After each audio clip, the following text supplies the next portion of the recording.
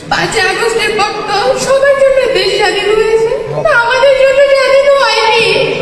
আমরা আমাদের বাবাদের এখনো পাইনি। যতদিন পর্যন্ত আমার বাবা সহ আমার সকল ছাত্রদেরকে আমরা ফেরত না পাবো, ততদিন পর্যন্ত আমাদের জন্য দেশ স্বাধীন হবে না। আমরা এই স্বাধীন দেশে হাঁটতে পারবো না, ততদিন পর্যন্ত বলবো না আমরা স্বাধীন, কারণ আমরা আমার বাবাদেরকে পাইনি, আমরা তাদের হাতটা ধরতে পারিনি। আমাদের হাজারো কথা, হাজারো স্বপ্ন, হাজারো ইচ্ছে মাটি চাপা পড়ে গেছে। বাবাকে নিয়ে হাজারো কথা ছিল, সব বাবাকে বলা হয়নি, সুযোগ পাইনি বাবাকে বলার। বাবাকে যখন এই কথাগুলো বলবো, বাবা তো তখন থেকেই নাই, কাকে বলবো কথাগুলো?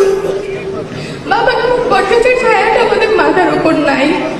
আমি আশা করবো তারেক রহমান চাচ্চু এই সেই বটগাছের ছায়াটা হয়ে আমাদের পাশে থাকবে।